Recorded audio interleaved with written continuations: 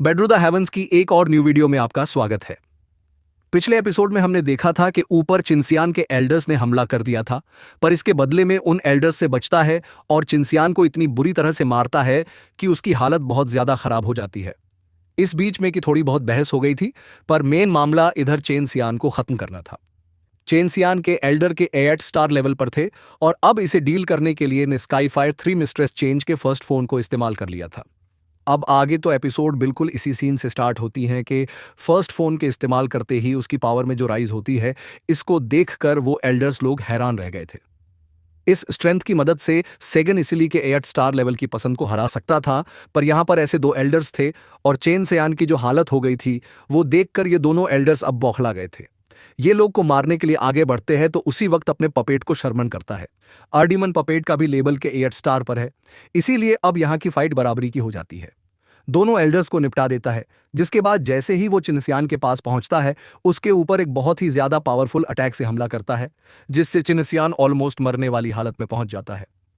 वहां पर चिंसियान के एल्डर्स को पपेट निपटा रहा था और इस बीच चिंसियान को टोटली खत्म करने के लिए अपने रूलर को लेकर फुल स्पीड में चिंसियान के ऊपर अटैक कर देता है। पर के अटैक करने पर एक आवाज वहां पर आती है, रुक जाओ। यह आवाज सॉन्ग चीन की थी। यह आवाज सुनता है, पर भी वो थोड़ा सा भी नहीं रुकता है। जेनसन अपने सामने अपनी मौत को देखकर घबरा गया था, पर जैसे ही स्ट्राइक करता है, बहुत ही स्ट्रांग एक मड की दीवार वहां खड़ी होती है, जो कि हैवी रूलर को उसी जगह पर रोक देती है, स्लो कर देती है। यह मंजर जेनसन के लिए इतना ज्यादा डरावना था कि वो बेहोश हो जाता। अभी भी बहुत ही ज्यादा गुस्से में है और वो की ओर गुस्से में देखता है। कहता है, ने हमारा अलायंस ज्वाइन कर लिया है। इस वक्त मैं आपको को मारने नहीं दूंगा, इसीलिए आपको भी अब इसको मारने का ख्याल अपने मन से निकाल लेना चाहिए। हमारे अलायंस में आप किसी के ऊपर अटैक नहीं कर सकते हैं। इससे हमारे अलायंस की मजबूती पर सवाल उठ जाएगा और हमारा अलायंस टूट भी सकता है। लेकिन तब गुस्से में कहता है, तो इसका मतलब तुम ये कहना चाहते हो कि बस ये ही मेरे ऊपर अटैक कर सकता है, मुझे मार सकता है। पर सॉन्ग जी कहता है, बस तुम्हें कैप्चर करना चाहता था, जैसा कि तुम देख सकते हो इसके पास अभी भी 2 9 स्टार के ताऊ सांग्स है और तुम अभी भी सही सलामत हो। क्या ये चीज मेरे पॉइंट को प्रूव करने के लिए काफी नहीं है? क्योंकि सॉन्ग चीन के इन्विटेशन को रिजेक्ट किया था। सॉन्ग चीन भी जुगन के लिए खुन्नस बना के रख लिया है, लेकिन तब जुगन कहता है, सॉन्ग चिंग, तुम सच को कैसे ट्विस्ट करके यहां पेश कर रहे हो? ये चीज सच में तुम्हारा बहुत बड़ा टैलेंट है। अगर तुम्हारा ध्यान नहीं है तो मैं तुम्हें एक बार रिमाइंड करना चाहता हूं। ने पर्सनली यहां पर कहा था कि इसको ऐसी मारो कि इसे सबसे खराब मौत मिले। लगता है कि यह बात को और किसी ने नहीं सुना था। इसके बाद तुम मुझे यह कह रहे हो कि चेनसेयान मुझे मारना नहीं चाहता था। सॉन्ग चीन, तुम मुझे उपदेश देना बंद करो। अलायंस के बारे में ढकोसले, ये अलायंस के लोग बेवकूफ नहीं हैं और अगर इस जगह पर मैं चेनसेयान को मार भी दूं तो कोई भी मेरे ऊपर अटैक नहीं करेगा। पर अगर तुम्हें इससे ज्यादा प्रॉब्लम खत्म हो रही है तो तुम मेरे ऊपर अटैक कर सकते हो। मैं तुमसे फाइट करने के लिए बहुत ज्यादा रेडी हूं। की बात को सुनकर सॉन्गचिंग सॉन्गचिंग एकदम हैरान रह गया था। ने फिर से एक बार सभी लोगों के सामने सॉन्गचिंग को चैलेंज कर दिया और सॉन्गचिंग इस चैलेंज को एक्सेप्ट भी नहीं कर सकता है, क्योंकि उसे पता है कि अगर वो उसे फाइट करेगा तो वो हार जाएगा। इसीलिए वो तुरंत दिमाग लगाता है और कहता है, ये ग्राउंड हमारे फाइट करने का नहीं है। इस वक्त हम लोग बिल गैदरिंग कंपटीशन का एक इंपॉर्टेंट टास्क कर रहे हैं। अगर सच में तुम्हें मेरे साथ फाइट करनी है तो बिल गैदरिंग कंपटीशन का इंतजार करो। लास्ट राउंड में हम में से कौन ज्यादा ताकतवर है, उन सभी को पता चल जाएगा। सॉन्ग जी ऐसा इसीलिए कह रहा है क्योंकि फाइट में वो से नहीं जीत पाएगा, पर उसे अपनी अल्केमिस्ट एबिलिटीज पर भरोसा है और वो एक्सपेक्ट कर रहा है कि लास्ट राउंड में वो से जीत सकता है। और ये कहने की वजह से सॉन्ग चीन की अभी सभी के सामने बेइज्जती भी नहीं हो रही है। लेकिन तभी फिर हम लोगों को चेंसन के एल्डर्स को दिखाया जाता है, जो कि चेंसन को गोद में उठा लेते हैं और चीखते हैं, कहते हैं, तुमने हमारे जूनियर सेट लीडर के नसों को सेटल कर दिया है। ये बात जैसे ही सभी लोग सुनते हैं, सभी लोग बहुत ही ज्यादा हैरान रह जाते हैं, क्योंकि किसी भी एक अल्केमिस्ट की सेटल होना मतलब कि उसकी पूरी जिंदगी का खत्म हो जाने जैसा है। हर एक डॉकी प्रैक्टिशनर के लिए डॉकी के फ्लो होने के लिए उसके वेन का सही सलामत होना बहुत ज्यादा जरूरी होता है, और अगर उसके वेन ही खराब हो जाए तो फ्यूचर में वो कभी भी डॉके प्रैक्टिस नहीं कर पाएगा और इस तरह से वो एक वेस्ट बन के रह जाएगा। वेल वेन को सेटल करने, उसे रिपेयर करने का भी है। टीयर का मेडिसिनल पिल होता है, पर यह चीज भी वेन की इंजरी पे डिपेंड करती है और की अटैक की वजह से चैनजियान की बॉडी के जितने भी वेन्स है वो पूरी तरह से फट गए हैं और इस तरह से उसका कंप्लीट रिकवर करना बहुत ज्यादा मुश्किल है। अब भी जब ये चीज देखता है उसे काफी ज्यादा तसल्ली होती है, पर वो थोड़ा सा भी एक्सप्रेशन नहीं देता है। एक प्रैक्टिशनर के लिए वैन सेटल होना मर जाने से ज्यादा खराब होता है, लेकिन तभी ये जो एल्डर्स है गुस्से में सेन की ओर देखते हैं तो इस सिचुएशन को संभाले हुए कहती है, इससे पहले कि मामला और भी ज्यादा खराब हो जाए, आप लोगों को चैन यान को तुरंत ही पील टावर में लेकर जाना चाहिए। वेंस का फटना एक क्यूरेबल कंडीशन है।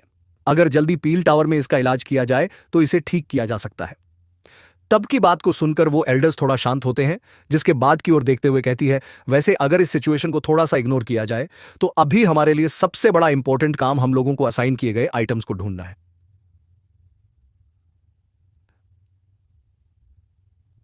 हम लोग सिलेक्शन को पास कर पाए तो मिस्टर सयायन, क्या मैं जान सकती हूं कि अभी भी आप अलायंस को ज्वाइन करने के लिए इंटरेस्टेड है?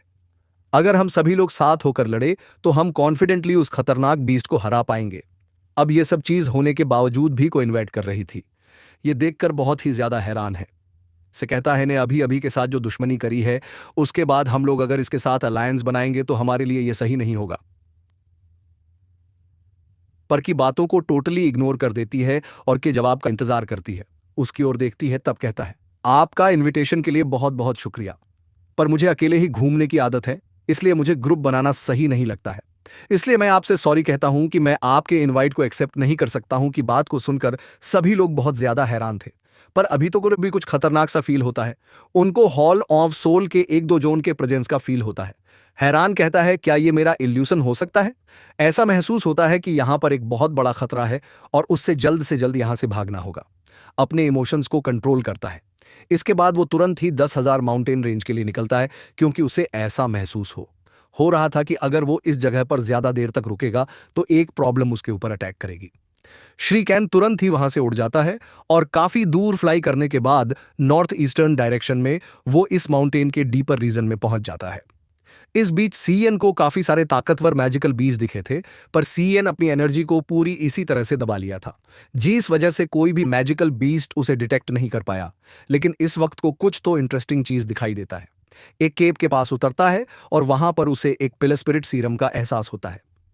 इस प्रेसियस ट्रेजर के साथ साथ उसे 3 पावरफुल रैंक 7 की मैजिकल बीस्ट का भी एहसास होता है, पर क्योंकि की एनर्जी टोटल सील्ड है, इसीलिए वो मैजिकल बीस्ट को डिटेक्ट नहीं कर पाते हैं के पास है।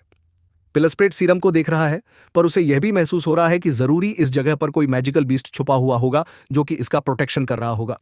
तब उसे एक और मैजिकल बीस्ट का एहसास होता है जो कि अपनी एनर्जी को छुपा के रखा हुआ था। ये इनको समझ में आता है कि ये जो मैजिकल बीस्ट है वो रैंक 8 का है। अब मैं आपको रैंकिंग के बारे में थोड़ी सी इंफॉर्मेशन बता देता हूं। रैंक 7 यानी कि वो मैजिकल बीस्ट लेवल पर होंगे और रैंक 8 यानी वो मैजिकल बीस्ट 1000 लेवल पर होंगे। अब के चारों ओर मंडराने लगता है, उस बीस्ट को तलाशने लगता है कि आखिर वो कहां छुपा है।